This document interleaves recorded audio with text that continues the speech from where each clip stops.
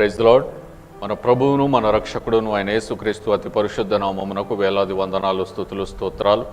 దేవుని ప్రియ సంఘమైన మీ అందరికీ కూడా ప్రభువునందు శుభములు, బెరాక బ్లెస్సింగ్స్, బెరాక ఆశీర్వాదములు అనుదిన క్లుప్త వాక్య ధ్యానములకు మిమ్మల్ని ప్రేమపూర్వకంగా ఆహ్వానిస్తున్నాను. ఈరోజు లేఖన భాగము యెషయా పుస్తకము 26వ అధ్యాయము 3వ వచనం. ఎవని మనస్సు నీ మీద ఆనుకొనునో వానిని నీవు పూర్ణ శాంతి గలవానిగా కాపాడుదువు, ఏలైనగా అతడు నీ యందు విశ్వాసముంచి ఉన్నాడు. ఈ మాటలో మనము ధ్యానము చేసుకోవలసిన విషయాలు, ఎవని మనస్సు నీ మీద ఆనుకొనునో. ఈ భూమి మీద కోటాను కోట్ల మంది ప్రజలు ఉన్నారు. మన భారతదేశంలోనే 130 కోట్ల కంటే ఎక్కువ జనాభా మనం కలిగి ఉన్నాం. అలాగున ప్రపంచవ్యాప్తంగా దాదాపు 250 దేశాల కంటే పైచిలుకు దేశాల్లో ఎన్ని కోట్ల మంది ప్రజలు ఉంటున్నారు. ఇన్ని కోటాను కోట్ల మంది ప్రజల్లో దేవుడు ఎవరిని చూస్తున్నాడు అని అంటే, తన మీద మరి మనస్సు ఆనించుకునేవాడు ఆనుకొనునో అని అంటున్నాడు. ఎవని మనస్సు నీ మీద ఆనుకొనునో. ఇన్ని కోట్ల మంది ప్రజల్లో దేవుని మీద తమ మనస్సును ఆనుకునేవారు ఎవరైతే ఉన్నారో వాళ్ళని జ్ఞాపకం చేసుకుంటున్నాడు ప్రభు.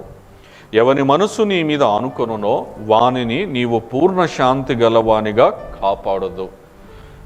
ఈ వచనానికి బైబిల్ గ్రంథములో ఒక బెస్ట్ ఎగ్జాంపుల్ ఎవరు అని అంటే యోబు నిజంగా అన్ని పరిస్థితులు అనుకూలంగా ఉన్నప్పుడు ఎలాగున్నాడో, ప్రతికూలంగా ఉన్నప్పుడు కూడా తన మనసు దేవుని మీద ఆనుకొని ఉన్నాడు.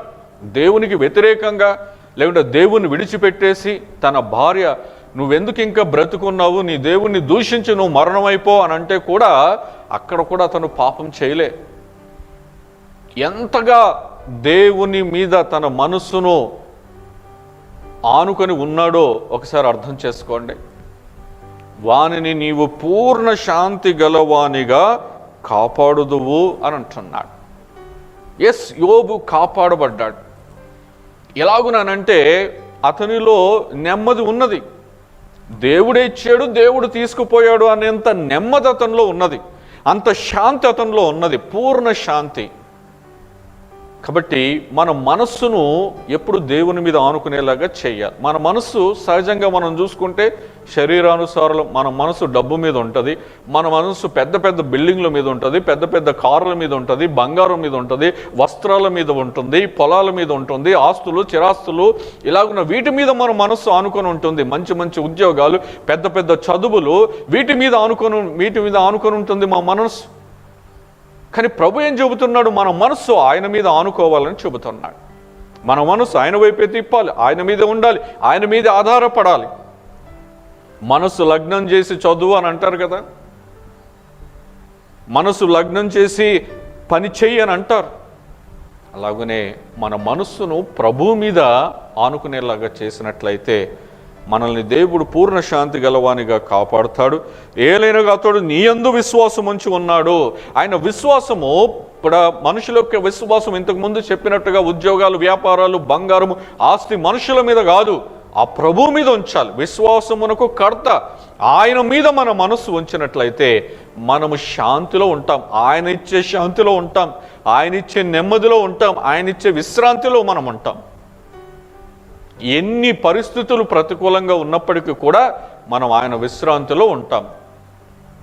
యోబు పలికినట్టుగా అంతే, అన్ని పోయినప్పటికీ కూడా ప్రభు ఇచ్చెను, ప్రభు తీసుకుపోయాను, అంతే, ఆయన విశ్రాంతిలో ఉన్నాడు. ఆయన యోబు మనసు ఎప్పుడు దేవుని మీద ఉన్నది. శ్రమ వచ్చినా కష్టం వచ్చినా భార్య తప్ప ఆయనకి ఎవ్వరూ లేరు, ఆస్తి లేదు, సంతానము లేదు, ఎవ్వరూ లేరు. అలాంటి పరిస్థితి మనది కాదే. అలాంటి పరిస్థితి వచ్చినప్పుడే యోబు అలా ఉండగలిగితే, అలాంటి పరిస్థితికి మనకు రానప్పటికీ మనం ఇంకంత మన మనసును ప్రభువు మీద ఆనుచుకొని ఉంచాలి. కాబట్టి దేవుని ప్రియజనాంగమా, మనము ఎదురీదుతున్న ఈ ప్రతికూల పరిస్థితుల్లో మన మనసు దేవుని మీద ఉంచి ఆయన విశ్రాంతిలో మనం ఉందాం, నెమ్మదితో మనం ఉందాం, ఆశీర్వదించబడదాం. అటువంటి కృప దేవుడు మనకు దయచేయునుగాక. ఆమేన్. చిన్న ప్రార్థన.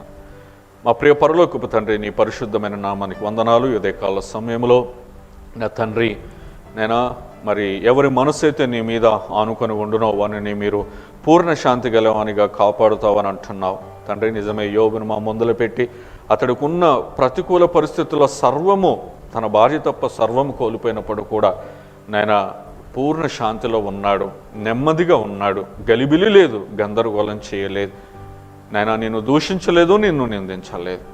అటువంటి మనసు మాకు దయచేసి మేము నీవిచ్చిన విశ్రాంతిలో నెమ్మదిగా ఉండే కృపను మాకు దయచేసి మీరు మహిమ పొందండి నాయన. మేము ఎన్నప్పటికీ కూడా నీ యందు విశ్వాసం ఉంచే వారముగానే ఉండలాగిన సహాయం దయచేయండి. కానీ మాకున్న ఉద్యోగాలు, వ్యాపారాలు, చదువులు, డబ్బులు, ఆస్తులు, అంతస్తులు, బంగారం, వీటి మీద మేము విశ్వాసం ఉంచేవారుగా ఉండకూడదు నాయన. మా విశ్వాసమునకు కర్త అయిన యేసుక్రీస్తు వైపు చూస్తూ మా విశ్వాస యాత్రను మేము కొనసాగించే కృపను మాకు దయచేయమని ఈ దినము నీ బిడ్డలందరినీ మీ చేతులకు అప్పగిస్తూ మా ప్రభును మా రక్షకుడైన యేసు నామములో స్తుతించి ప్రార్థిస్తున్నాము తండ్రి. ఆమేన్. Praise the lord.